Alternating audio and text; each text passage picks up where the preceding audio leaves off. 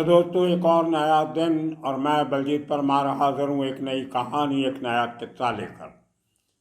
आज आपको सुनाएंगे उस शख्स की कहानी जिसका 2 दिन से हम जिक्र कर रहे हैं।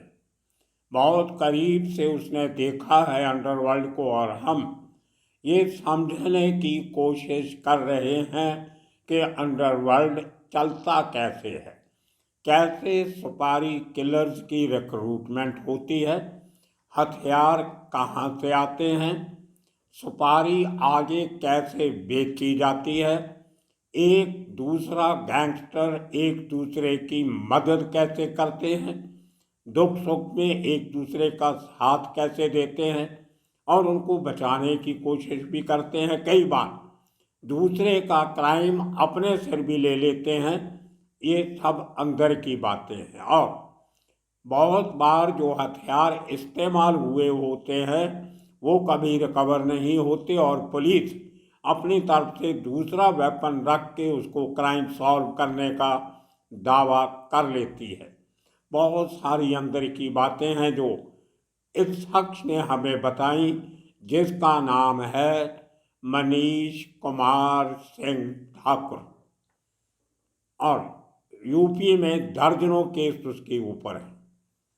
वहाँ से मुंबई बेस शिफ्ट करने के बाद भी उत्तर प्रदेश सरकार ने उसके ऊपर बहुत साल पहले, अगर आज उसने उसी किस्म के क्राइम किए होते तो 5 लाख का उसके सर पे इनाम होता। लेकिन क्योंकि जो पुराने केसेस हैं 2000 के करीब से, आज से 20-22 साल पुराने, इस समय उस समय इसके ऊपर इनाम 50,000 का था। जिन पुराने केसेस में अभी भी वांटेड है। लेकिन मुंबई के और गुजरात में जो इस आदमी ने काम किए वो बहुत दहला देने वाले थे। हाल आपको 2 किस्से मैं सुनाता हूँ। उत्तर प्रदेश का इसका जो चिट्ठा है, जो इसका हिस्ट्री शीट है, वो बाद में बताएंगे। अभी कुछ दिन और उससे और बातें होनी है, बहुत कुछ और मैंने स्टडी करना है। बहुत कम लोग आपको ऐसे मिलते हैं जो खुद क्राइम में शामिल रहे हो और खुद अंदर की बात सच्चाई सच्ची बताने की हिम्मत रखते हो। सब केसेस चल रहे हैं, उसका कहीं ना कहीं नुकसान भी हो सकता है।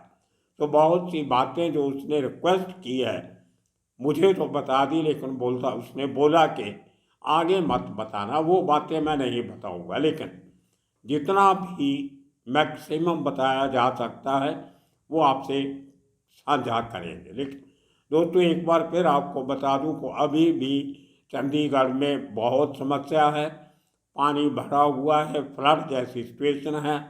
सरकार ने बहुत सारे डिस्ट्रिक्ट्स में रेड अलर्ट घोषित कर दिया है। बहुत से गांवों को खाली करवाया गया है और इलेक्ट्रिसिटी पिछले 48 घंटे में सिर्फ 2 घंटे आई है। मेरा जो इन्वर्टर है, जो इमरजेंसी में रेगुलर सप्लाई के बाद काम करता है, उसकी सिर्फ 1 लाइट बची है 4 लाइट में से। मतलब उसकी भी चार्जिंग नहीं हो रही। कम से कम उसको 6-8 घंटे लगते हैं बैटरी को फुली चार्ज होने में, जो नहीं हो रही है। तो मैं उस बची हुई पावर को बचाने के लिए स्टूडियो लाइट्स का इस्तेमाल नहीं कर रहा हूँ। थोड़ी पिक्चर आपको डल नज़र आएगी, लेकिन मेरे साथ बर्दाश्त कीजिए। और आशा करते हैं कि आने वाले 2-3 दिन में, ये 3 दिन का हाई अलर्ट है, आज कल परसों इसी किस्म का दौर रहेगा। लाइट नहीं आएगी, फ्रिज काम नहीं करते, एसी कूलर कुछ नहीं चल सकता बिना रेगुलर लाइट के। खैर, अपना काम है।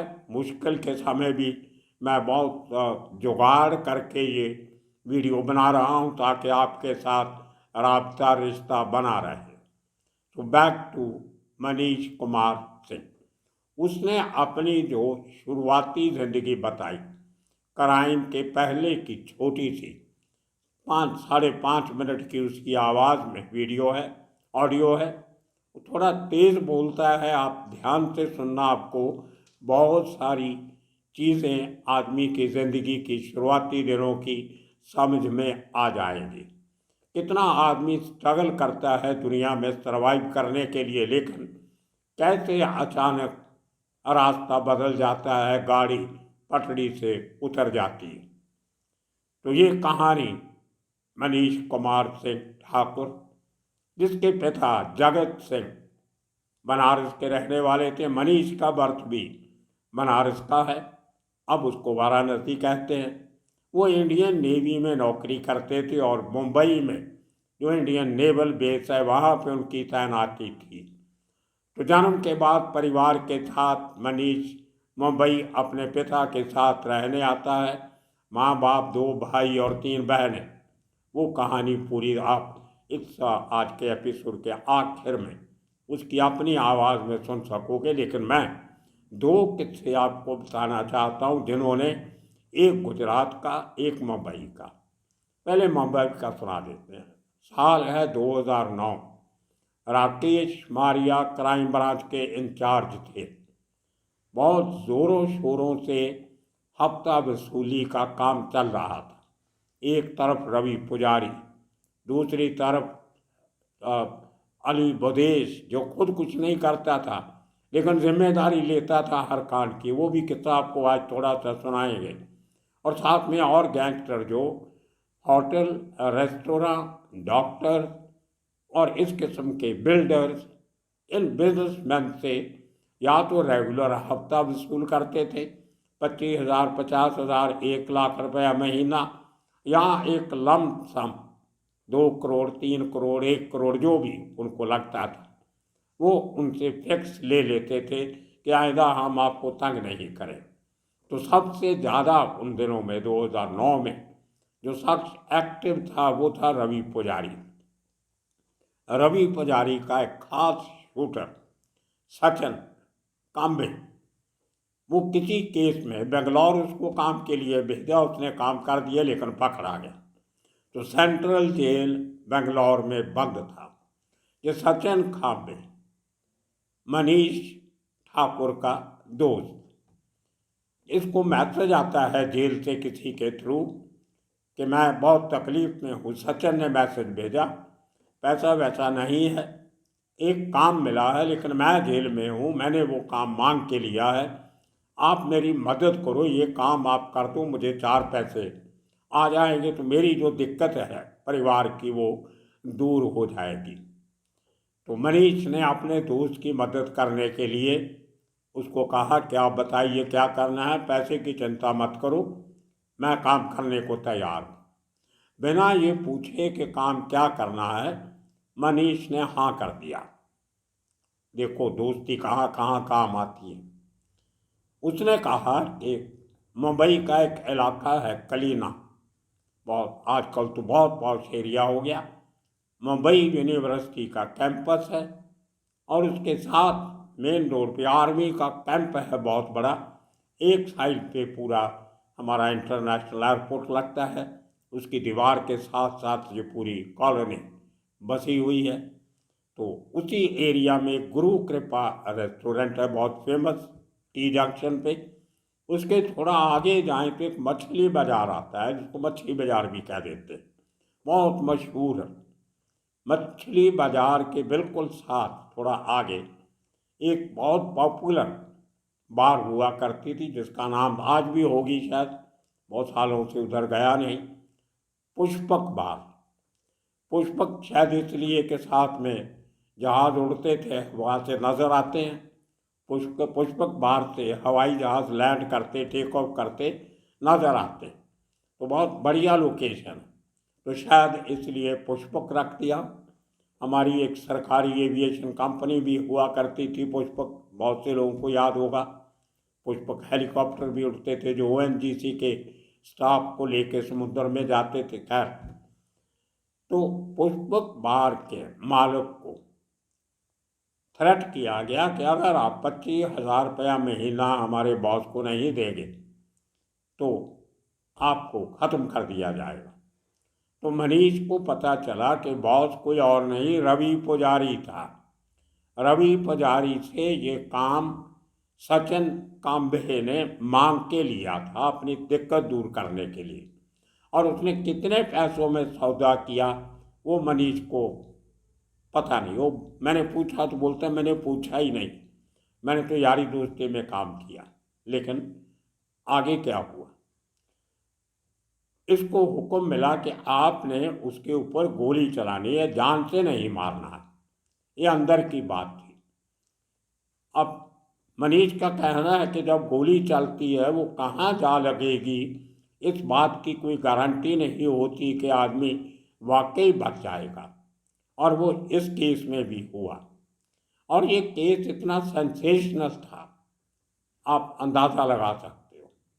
तो जिस एक दिन शाम को एक मोटरसाइकिल पे ये 3 लोग, एक मनीष और 2 इसके साथी, एक पवार था, एक को और था, ये जाते हैं और उसके सीधा बार में घुस जाते हैं।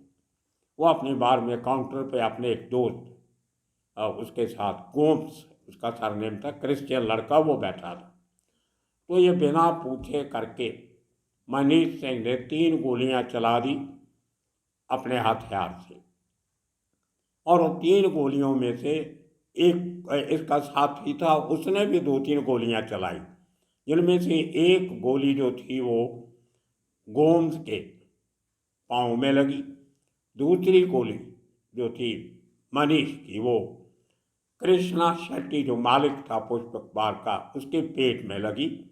और तीसरी गोली उसके छाती में लग गई, हार्ट के पास। अब ये वो नीचे झुकने को, अपने आप को बचाने के लिए काउंटर से नीचे झुका तो वो गोली लगी उसको। अगर सीधा बैठा रहा होता तो छाती पे गोली नहीं लगती थी, पेट पे लगती थी। तो ये बात आज मनीष ने मुझे बताई जब मैं बात कर रहा था। हाँ, अब ये वहाँ से अपने मोटरसाइकिल पे लेके भाग गए। वहाँ खून खून हुआ, उनको हॉस्पिटल लेके गए तो पता चला कि कृष्णा शेट्टी बच गया। जब डॉक्टर्स ने उसके वो कपड़े वगैरह उतार रहे थे ट्रीटमेंट के लिए, तो उसकी शर्ट की ऊपर वाली लेफ्ट पॉकेट में से एक पर्स निकलता है, पैसे रखने वाला। उस पर्स के अंदर एक 5 रुपए का सिक्का, तभी नए नए चले थे, 5 रुपए का हैवी कॉइन होता है, सिक्का होता है। तो वो बेंड हुआ था गोली के असर से, और गोली पर्स और सिक्के के बीच लग के वहीं फंसी हुई थी। तो बहुत बड़ा कहते हैं करिश्मा हो गया। पहली बात तो बहुत कम लोग ऊपर वाली जेब में पर्स रखते हैं, और वो तो होटल का मालिक था, उसके सामने उसका गल्ला है, निकाल के अपने गले में भी रख सकता था काउंटर पे, लेकिन जेब में रखा हुआ था। और उस पर कॉइन जो था उसके अंदर होल भी हुआ, लेकिन गोली उसको चीर के आगे नहीं जा सकी। एक पर्स के अंदर और नोट वगैरह, कागज़, विजिटिंग कार्ड वगैरह भी थे। इम्पैक्ट गोली का जो था वो उस 5 रुपए के सिक्के ने और रोक दिया, और गोली अंदर छाती पे नहीं लगी, दिल पे लगती थी, हार्ट पे, वो मर जाता था। और इसके बाद जो हंगामा हुआ, पूरे जो रेस्टोरेंट एसोसिएशन, उन्होंने एक दिन के लिए होटल रेस्टोरेंट बंद कर दिए। इसके पहले भी 3-4 इंसिडेंट ऐसे हुए थे, और अली बदेश ने इसकी जिम्मेदारी ले ली कि मैंने ये काम करवाया। बहुत से कामों की जिम्मेदारी लेता था। मैंने एक एपिसोड बनाया था जिसमें सब उसकी हकीकत बयां की थी, आपने सुना होगा। खैर, तो पुलिस ने भी उसका क्लेम लेके FIR में लिख दिया कि ये अली बदेश का और अबू सलेम का काम है। तो ये अखबारों में खबर छपी और टेलीविज़न पे छपने लगी। लेकिन जो बात मुझे याद है, मैं DNA में काम करता था तभी, 1 हफ्ता तक टेलीविज़न चैनल ये खबर दिखाते रहे कि अंडरवर्ल्ड के शूटर की गोली से कृष्णा शेट्टी बचा कैसे। और ये खबर शुरू करने के पहले वो एक कोई पता नहीं कौन सी फिल्म अमिताभ बच्चन की है, जिसमें कोई उसका कुली का बिल्ला उसकी जेब में होता है, तो गोली उस बिल्ले को लग गया और ये बच जाता है। तो उसके साथ फिल्म का वो सीन भी दिखाते थे। उसके बाद ये कृष्णा शेट्टी की खबर बताते थे कि जिस तरह फिल्म में अमिताभ बच्चन बच गया था, उसी तरह ये होटल का, रेस्टोरेंट का मालिक, बार का मालिक कृष्णा शेट्टी बच गया। मनीष सिंह का नाम आया, उसका नाम लेके भी बोलते थे, जो फिल्म में कोई विलन होगा जिसने गोली चलाई होगी, तो वो नाम दे दिया मनीष को, और अमिताभ बच्चन का नाम जो था वो कृष्णा शेट्टी को दे दिया। तो ये कई दिनों तक टेलीविज़न में ये नाटक चलता रहा, और क्या क्या लोगों ने कहा, जिसको राखे साइयाँ मार सके ना कोई, ये और जो ऐसी कहावतें होती हैं। 5 रुपए के सिक्के ने बचाई होटल मालिक की जान, इस किस्म के चलता रहा। तो मनीष का एक नाम बहुत फेमस हो गया, क्योंकि अगर ये सिक्के में गोली नहीं लगती, वो इंजर्ड हो जाता, मर जाता, 1-2 दिन खबर चलनी थी, लोगों ने भूल जाना था, लेकिन क्योंकि उस कॉइन ने बचा लिया, इसलिए कई दिनों तक वो खबर चलती रही है। ये इसका मुंबई का कांड, बहुत कांड किया उसने, बहुत डेरिंग। और दूसरा जो सबसे बड़ा कांड गुजरात में किया, जो सीसीटीवी कैमरा में कैद है, उससे कोई डिनाई नहीं करता। वो आपको मैं छोटी सी फुटेज कि कैसे मनीष सिंह अपने एक साथी के साथ जाके उस पेट्रोल पंप में मर्डर करता है। ये किस्सा है गुजरात के शहर बोदाद का, जो एक ज़माने में भावनगर डिस्ट्रिक्ट का हिस्सा हुआ करता था, लेकिन आज वो इंडिपेंडेंट जिला बन गया है। बोदाद, BODAD, बहुत बड़ा शहर है। और वहाँ का एक बहुत अमीर आदमी जिसका नाम था भरत वाला, VALA के गुजराती सरनेम है, भरत वाला। उसके अपने मल्टीप्लेक्सेस थे, बहुत सारे पेट्रोल पंप्स, बड़े बड़े शोरूम, और मनी लॉन्ड्रिंग का काम भी था। शायद सुपर रिच आदमी। उसको मारने की सुपारी किसी ने मनीष को दी। मनीष का कहना है कि ये उसकी ज़िंदगी की सबसे बड़ी सुपारी थी। हाँ, ये बताने के पहले आपको बता दूं कि बाद में सचिन कांबे ने मनीष को कुछ दिनों के बाद 2 लाख रुपया भेजा था कि भाई अभी मैं इतना आपको दे सकता हूँ, इतने में गुजारा करूँ। लेकिन मनीष का कहना है कि मैंने तो पैसे मांगे नहीं थे, उसको रवि पुजारी से कुछ और ज़्यादा मिल गए होंगे, तो उसने रवि पुजारी से सुपारी लेके आगे ये सुपारी 2 लाख में मनीष को बेच दी। ये अंडरवर्ल्ड का सिस्टम है, जिसको हम कहते हैं कि आगे आगे काम देना, जिसको आउटसोर्सिंग कहते हैं अंग्रेजी। तो ये आउटसोर्सिंग का काम अंडरवर्ल्ड में बहुत चलता है, जिसकी ये एग्जाम्पल हमारे पास एक है। तो भारत वाला वो दिन में कई जगहों पे जाता था, 1-2 घंटे अपने एक मल्टीप्लेक्स में, फिर दूसरे में, उसके बाद एक पेट्रोल पंप पे। लेकिन शाम के टाइम पे वो एक खास अपना उसका हेडक्वार्टर वाला पेट्रोल पंप था, जिसके साथ बहुत बड़ा एक सुपर बाज़ार किस्म की मार्केट सी भी अंदर बनी हुई है पंप के अंदर। हमेशा साथ में 7-8 बॉडीगार्ड रखता था, जो उसके साथ रहते थे। और उसकी सुपारी मिली, मनीष का कहना है, 2.25 करोड़ रुपए की, जिसने भी उसको मारना चाहा। अब जितना अमीर आदमी होगा उसकी कीमत भी उतनी ज़्यादा होगी। तो बहुत दिनों की रैकी के बाद उसका पीछा करते करते इनको लगा कि इसको टारगेट करने के लिए वही जगह सबसे बेहतर है, जहां वो पूरा दिन की भाग दौड़ करने के बाद थोड़ा सा रिलैक्स होके बैठता है। उसके बॉडीगार्ड भी इधर उधर आराम करने लग जाते हैं, क्योंकि बहुत बिजी पेट्रोल पंप होता है और काफ़ी लोगों का आना जाना उस स्टोर में लगा रहता है। तो उस जगह को चुना जाता है। और एक दिन, और दिन भी 21 जनवरी 2014, मतलब 2009 में कृष्णा शेट्टी का ये कांड उसके 5 साल बाद 21 जनवरी 2014 में इस आदमी का उसी दुकान में मर्डर कर देते। तो 2 आदमी जाते हैं ऐसे आगे आगे, मुकेश ठाकुर, मनीष ठाकुर और उसके साथ उसका एक साथी जिसका नाम मैंने पूछा नहीं। वो वीडियो क्लिप मैं आपको दिखा रहा हूँ।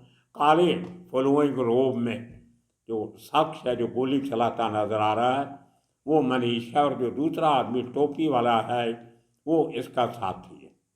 अब इतने बॉडीगार्ड, इतने अंदर मुलाजिम और इतना बड़ा आदमी बैठा है, सिर्फ 2 आदमी जाते हैं और वहाँ पे गोलियां चला के वो पूरा सीन आप देख सकते हो, उसका मर्डर कर देता और बड़ी आसानी से आराम से बाहर निकल चला जाता।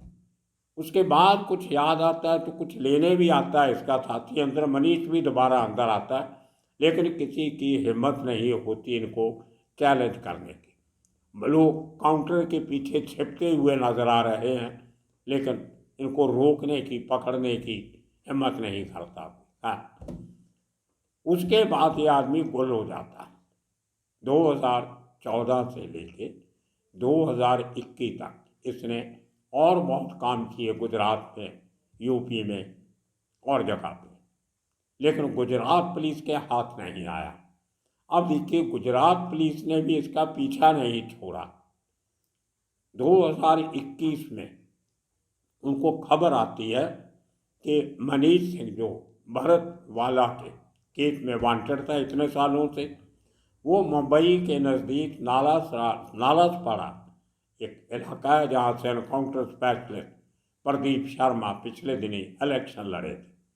वहाँ पे एक रश्मि अपार्टमेंट्स करके हाउसिंग सोसाइटी है, वहाँ पे उसने एक फ्लैट खरीदा है और उसका परिवार, उसकी फैमिली वहाँ रहती है।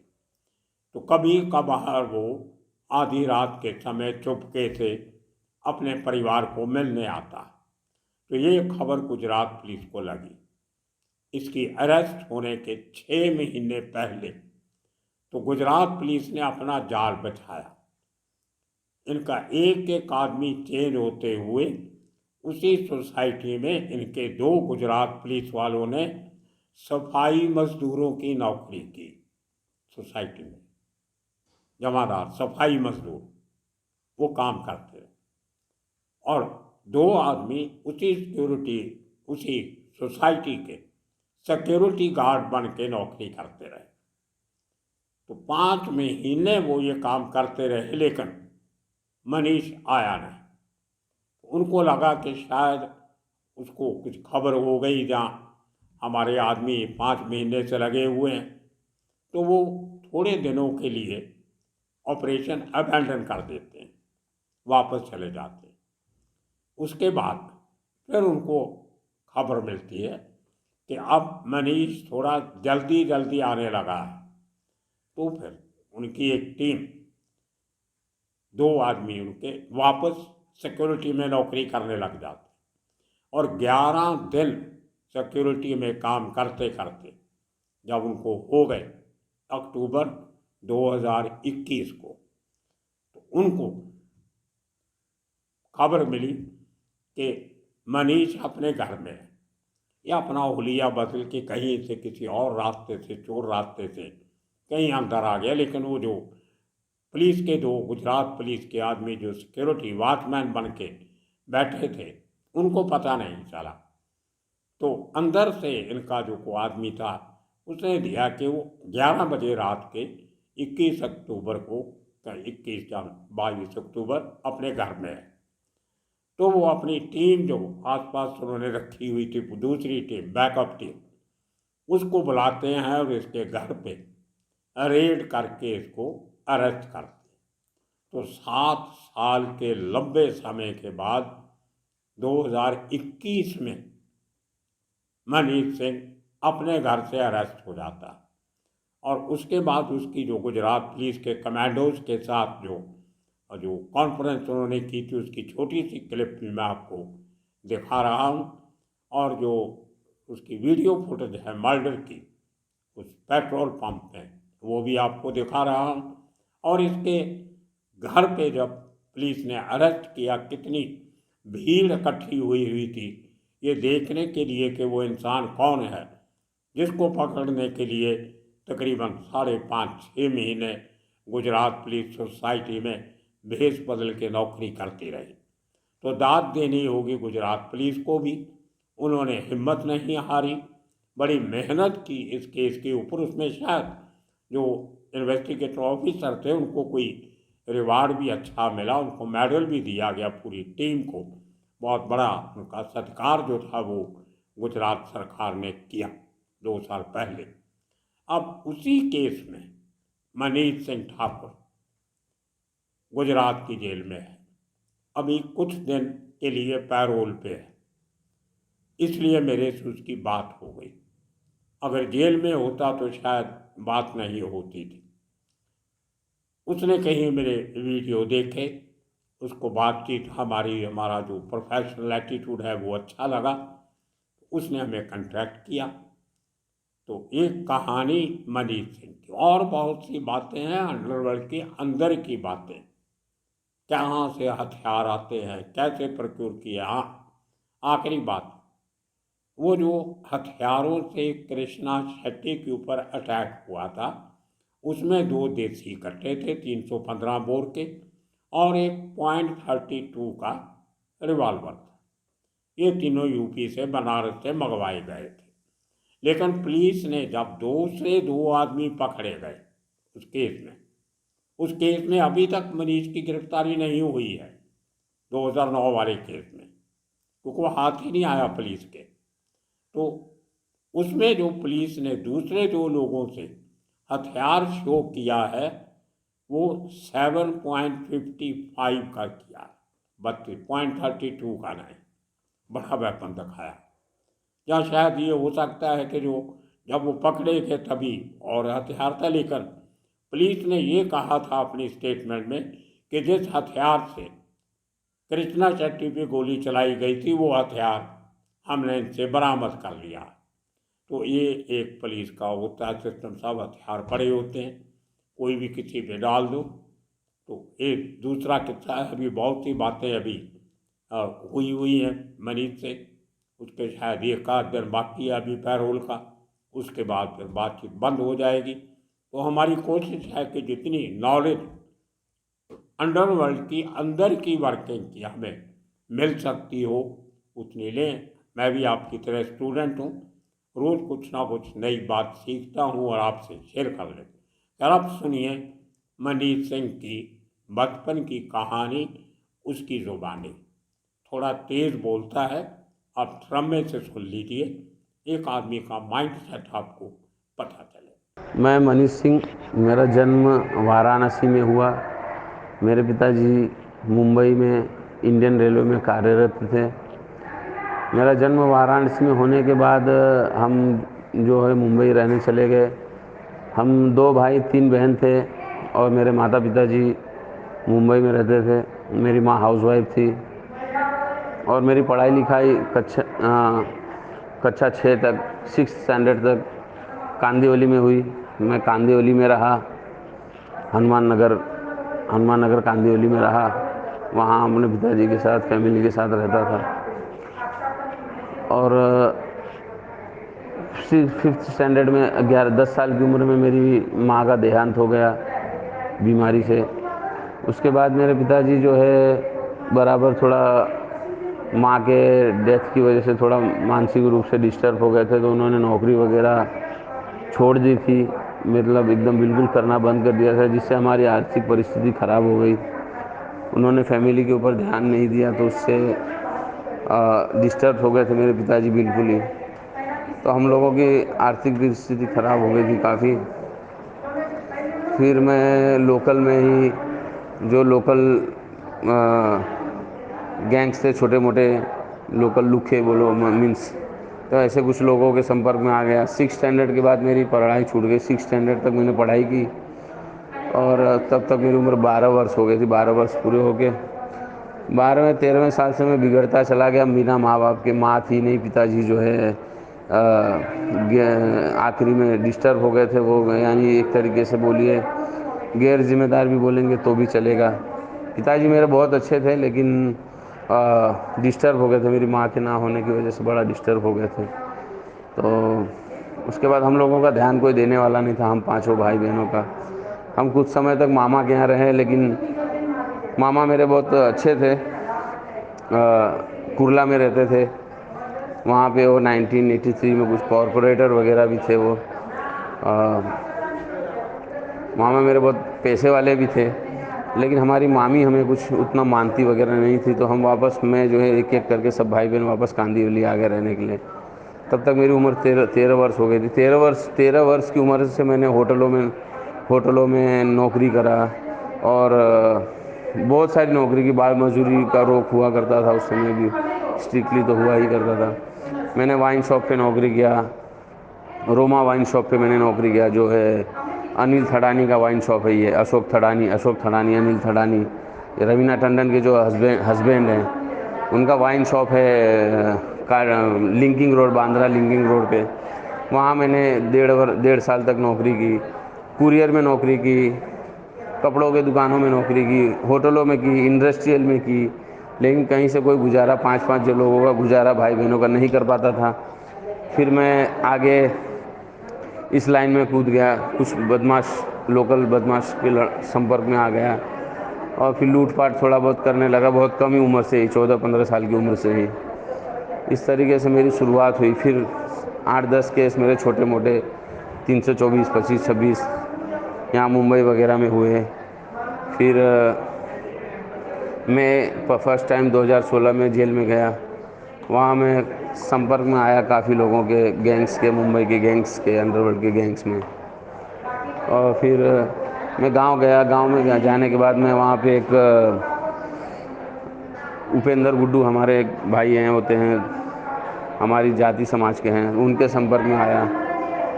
फिर इस तरीके से जो है तमाम काम हुए। मनीषा कोइराला के पीए अजित देवानी के केस में गया, उस मर्डर में गया।